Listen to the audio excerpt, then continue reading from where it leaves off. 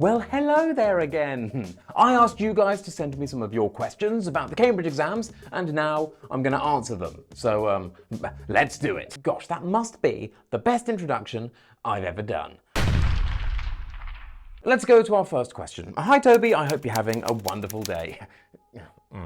First of all, I want to thank you because after years and years of chickening out, finally this year I took the C2 first exam and I achieved my goal of getting a grade A. Marvellous.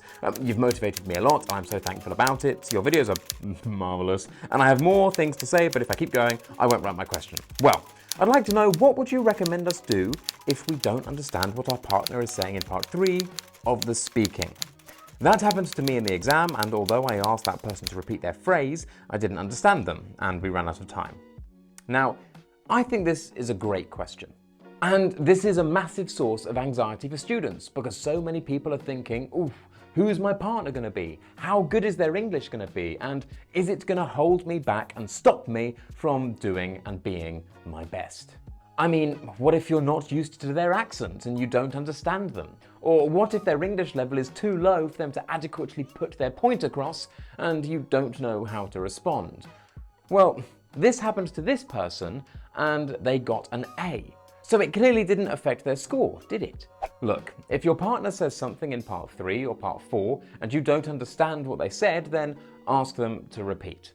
If they repeat what they said and you still don't understand, then, well, do what you would normally do after your partner has spoken during part 3 of the speaking exam. Rephrase what your partner has said, or what you think they have said, before giving your point of view and moving on.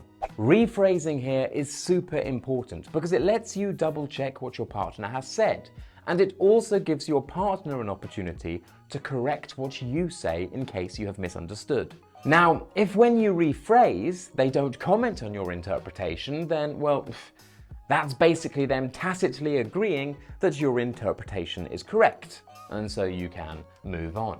Essentially, the examiners are interested in how you negotiate meaning with your partner.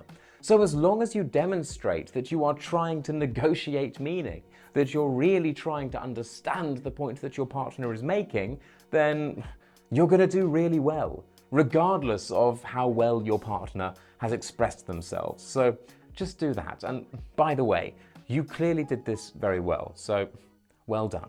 Can you please do some more keyword transformation C1 videos? I mean, yeah, of course I can. However, a lot of people that are subscribed don't watch my shorts, and I kind of understand they're really annoying, but I have a lot of C1 keywords transformation videos there. So check the shorts playlist. I'll leave it in the description down below. Oof, this person has 2 questions. So greedy. Number 1, writing. As for C1 writing part 2, my strategy is to choose a proposal or a report. Do you think this is risky? This is because I've practiced IELTS academic essay quite a lot before, and as a result, I find formal writing easier to get higher marks than informal ones. And yeah, I think proposals and reports are great choices for part 2 of the C1 Advanced Writing exam. Most candidates choose reviews or letters because they think that these are considerably easier, but I don't think this is necessarily the case. Reports and proposals basically require no creativity, and that's because the plan has kind of already been written for you. Every introduction to a report or a proposal is basically going to be the same. Watch my videos about writing them here. And then for all of your subsections that require subheadings, by the way, you can just paraphrase each thing that the question is asking you to do. So they kind of write themselves. Again, remember, please check out my videos if you're unsure how to write reports or proposals, but yeah, my honest opinion is that they're much easier than writing reviews, which require the grabbing of a reader's attention, and that's a skill that some people just don't have. In addition to this, when it comes to reports, all you're really doing is describing a situation and then maybe evaluating it in some way. And this is quite simple. Remember though that proposals can be a little bit more complicated because you're trying to persuade. And trying to persuade someone in a polite way requires quite a good control over some complex grammatical forms. Examiners are going to want to see modal verbs, conditionals, ways of hedging, the passive, the subjunctive, and literary devices such as parallelism and nominalization. But if you can do all of that, then yeah, proposal's a great idea. No, seriously, I think it is a good idea. Yeah. Oh yeah, and they had another question. 2. Speaking. The level of language in the C1 exam is higher and more formal than daily conversation. Without attending a C1 prep course at a language school, what are effective ways to practice? Speaking exam makes me feel anxious because there is so much uncertainty to me, unlike other papers. I disagree. I wouldn't say that the speaking exam is any more formal than daily conversation. There's a difference between being polite and being formal, and you don't need to be super formal during the speaking exam. In fact, if you're super formal with your partner, then that could actually come across as kind of weird. What makes the speaking exam potentially harder than daily conversations is, well, it can ask you to do some quite unnatural things, like talking about pictures on your own for a minute, or discussing hypothetical situations about broader societal issues in part 4. I mean, these aren't necessarily things that you would talk about with a friend or a shop assistant. Now, one way I guess that you could practice speaking is listening to long-form content that is discussing broad societal issues. This will give you an insight into how people talk about these things in conversation. Podcasts could be a good way to do this, but I'm not going to recommend a podcast to you because I don't know what your interests are, so you're going to have to try and find that for yourself. If, unlike me, you do have an English-speaking friend that you can talk to, then maybe each of you could write some weird questions for each other and then discuss them. This could be a way of getting you to talk about things that you otherwise wouldn't talk about. I mean, if you can't go to a language school, you need to remember that the best way to get better at speaking is to speak. And without English speakers around you, that can be a difficult thing to do. So unfortunately, sometimes a language school is the best solution, or a language exchange program. However, I'm not too sure how keen your partner will be if you want to talk about the role of celebrities in society and whether you think sports players are paid too much. I don't know, different people like talking about different things. I've got a problem with listening tasks. When the audio is playing, I can perfectly understand what it is about, but somehow I manage to get incorrect answers. I think it's because I've got visual memory and not an auditory one. Is there a chance to watch a clip with audio during the P2 First listening exam? No, you can't watch a video at the same time as the exam. Sorry. However, I do actually think that listening exams are problematic. With the rise of computer-based testing, the situation is improving because every exam centre that offers computer-based tests will definitely give you headphones. However, I have heard horror stories of examination centres using horrible portable CD players, bad acoustics in the room, traffic noises, even invigilators making sounds during exams, tapping their feet, being distracting, things like that. All things that are not supposed to happen, but trust me, they'll have happened at least once. However, they also have another problem, which is a strange and specific phenomena that only exists within language exams.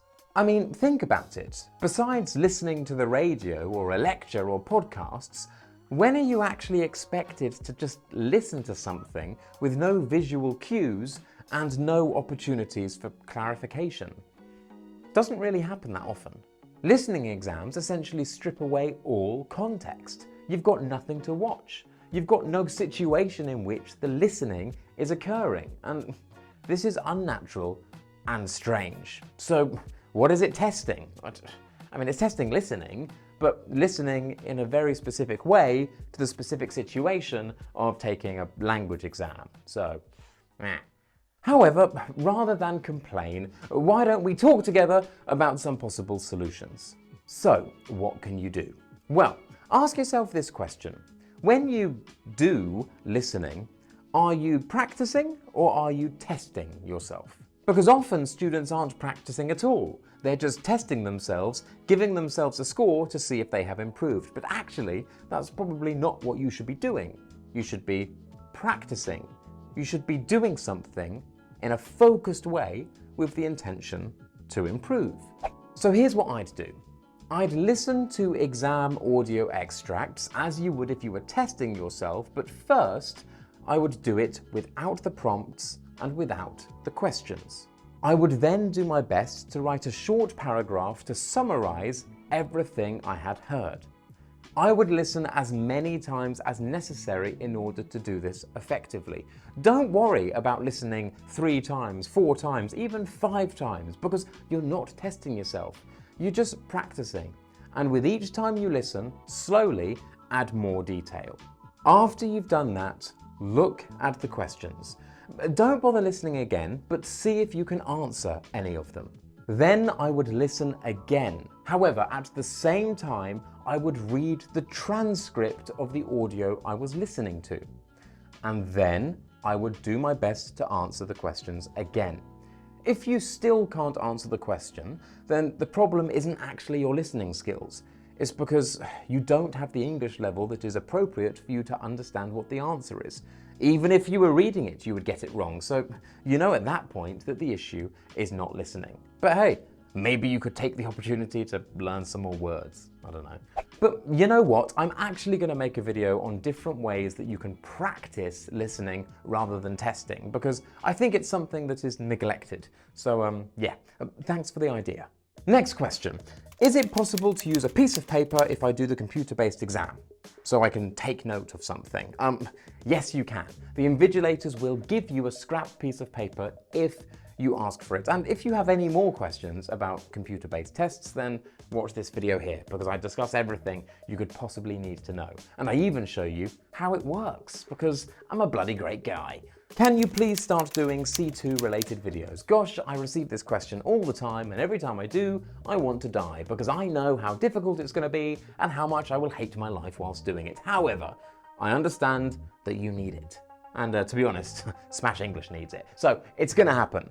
And when it does, we can hate our lives together. And that's it from me. If you've got any more questions, leave them in the comments down below. Don't forget to like and subscribe. My name is Toby, and this was Smash English. Goodbye.